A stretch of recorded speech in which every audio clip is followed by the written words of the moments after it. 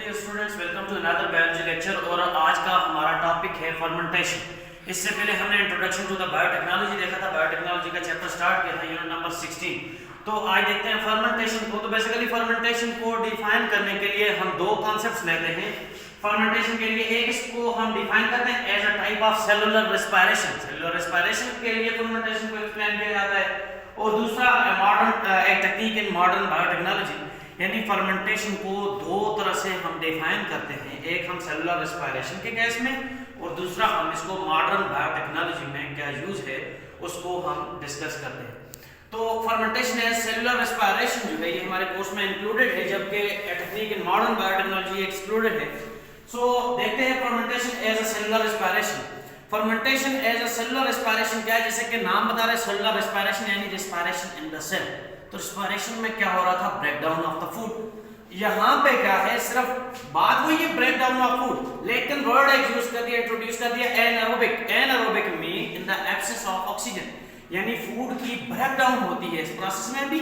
और क्या है, in the absence of oxygen, absence of oxygen में फूड की ब्रेक डाउन को हम फर्मेंटेशन कहते हैं।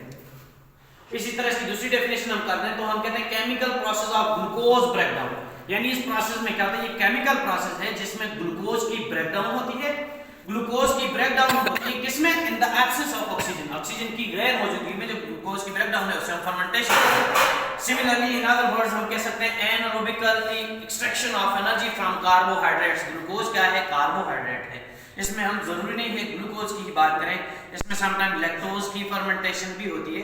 तो हम कह देते हैं एनारोबिकली एक्सट्रैक्शन ऑफ एनर्जी, कि हम in the absence of anaerobically in the absence of oxygen energy को एक्सट्रैक्ट करें किसी भी कार्बोहाइड्रेट से, तो उसे हम फर्मेंटेशन कहते हैं। फर्मेंटेशन में होता क्या है, it is incomplete glucose oxidation. Incomplete glucose oxidation से ये मुराद है कि इस प्रोसेस में ग्लूकोज कंप्लीटली ब्रेक होकर कार्बन डाइऑक्साइड के मॉलिक्यूल्स नहीं बनाता, जबकि इसके एंड प्रोडक्ट्स जो हैं उनमें टोटल कार्बन डाइऑक्साइड नहीं होती, जिसकी वजह से यानी कंप्लीट ब्रेकडाउन नहीं है, जिसकी वजह से लेस एनर्जी जो है इनमें रिलीज होती है, यानी लेस एनर्जी को प्रोड्यूस करते हैं। अब वो ब्रांच ऑफ साइंस जिसमें हम फर्मेंटेशन को स्टडी करते हैं, यानी साइंस ऑफ फर्मेंटेशन को हम जाइमोलॉजी कहते हैं, जिसमें हम फर्मेंटेशन को डिस्कस करते हैं।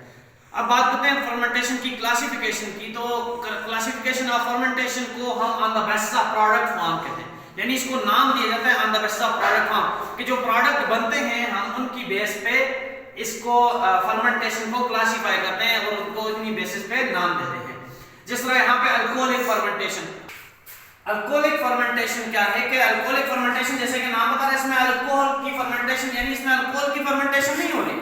बेसिकली इसमें क्या हो रहा है, फर्मेंटेशन ऑफ ग्लूकोज हो रही है, लेकिन एंड प्रोडक्ट अल्कोहल बन रहा है, इसलिए हम इसको अल्कोहलिक फर्मेंटेशन का नाम देते हैं। जबकि दूसरी इसी टाइप है लैक्टिक एसिड फर्मेंटेशन, यानी इसका एंड प्रोडक्ट लैक्टिक एसिड होगा। अब इन दोनों प्रोसेस में मैंने एक कंबाइंड रिएक्शन लिखा सेंटर में, तो दोनों का जो फर्स्ट स्टेप है दोनों रिएक्शंस में वो सिमिलर होता है। और सिमिलर स्टेप क्या है, ग्लाइकोलाइसिस, यानी ग्लूकोज की ब्रेकडाउन। ये फर्स्ट स्टेप जो है ये दोनों टाइप में, अल्कोहलिक फर्मेंटेशन का फर्स्ट स्टेप भी यही है, लैक्टिक एसिड फर्मेंटेशन का फर्स्ट स्टेप भी ग्लाइकोलाइसिस है। अब ग्लाइकोलाइसिस में क्या होता है, इसमें ग्लूकोज की ब्रेकडाउन होती है, ग्लूकोज ब्रेक करता है और दो पायरुविक एसिड के मॉलिक्यूल बना देता है। यानी यहाँ पे ग्लाइकोलाइसिस में क्या हुआ कि ग्लूकोज की ब्रेकडाउन हुई, ग्लूकोज की ब्रेकडाउन हुई, ऑक्सीडेशन ऑफ ग्लूकोज भी इसे हम कहते हैं। ये ऑक्सीडेशन ऑफ ग्लूकोज है, इससे पायरुविक एसिड बना। अब ऑक्सीडेशन क्यों है, क्योंकि इस प्रोसेस में दो हाइड्रोजन हर ग्लूकोज से रिमूव हुए जिन्होंने NAD को NADH2 में कन्वर्ट कर दिया। तो यानी इनमें से दो हाइड्रोजन रिमूव हुए, तो removal of hydrogen is oxidation. तो ऑक्सीडेशन ऑफ ग्लूकोज है फर्स्ट स्टेप, जिसमें ग्लूकोज की ब्रेकडाउन होती है। अब ये 6 कार्बन कंपाउंड ग्लूकोज था, अब ये कन्वर्ट हो गया है 2 मॉलिक्यूल ऑफ पायरुविक एसिड, यानी 6 कार्बन कंपाउंड, 6C कंपाउंड जो था is converted into 2-3 carbon compound. दो इसने 3 कार्बन के कंपाउंड बना दिए पायरुविक एसिड। तो फर्स्ट स्टेप जो था ग्लाइकोलाइसिस, हम इसको लैक्टिक एसिड फर्मेंटेशन में भी और अल्कोहलिक फर्मेंटेशन में भी कंसीडर करते हैं। दोनों का ये क्या है, फर्स्ट स्टेप है। इसको आप अल्कोहलिक में भी लिखेंगे, लैक्टिक एसिड फर्मेंटेशन में भी इसको लिखेंगे। इसके बाद नेक्स्ट स्टेप है अल्कोहलिक फर्मेंटेशन की तरफ आए।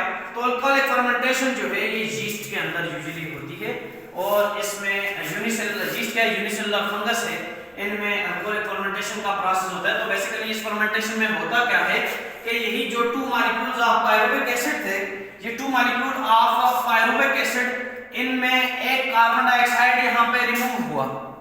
सबसे पहले एक, अब यहाँ पे मैंने 2 पायरुविक एसिड लिए, अगर यहाँ पे मैं इसको 1 पायरुविक एसिड करूं तो यहाँ पे 1 कार्बन डाइऑक्साइड रिमूव होगा और 1 इथेनॉल बनेगा।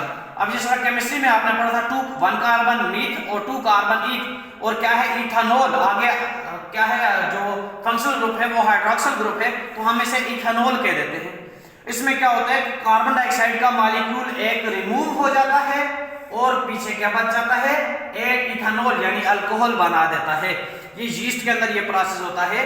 तो इसमें अब इसका फार्मूला जो है जरा ओपन करके देखते हैं, इसको जरा ओपन करके देखें तो यहाँ ये आपके पास फार्मूला है पायरुविक एसिड का।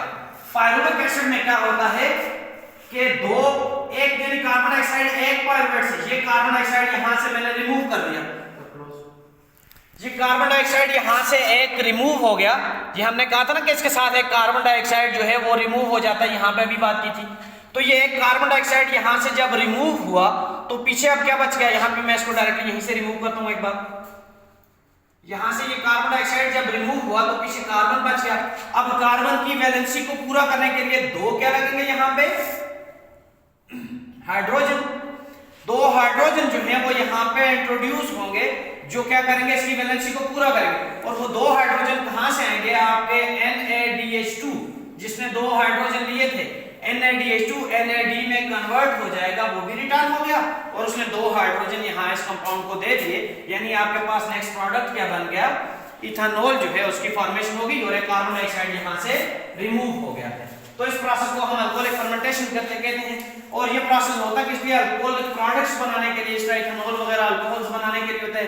यूजुअली ब्रेड की फॉर्मेशन, बेकरीज में जो ब्रेड बना रहे होते हैं उसमें भी ये प्रोसेस जो है अल्कोहलिक फर्मेंटेशन होता है। ब्रेड में आपने देखोगे छोटे छोटे सुराख बने होते हैं, वो एक्चुअली सुराख क्यों होते हैं, तो उसके अंदर ब्रेड के अंदर ये होता है कि उसमें ब्रेड है, जिस तरह आप आटा है वो खमीर बना रहे हैं तो वो क्या है, वो फूल जाता है, उसके अंदर स्पेसिस बन जाती हैं।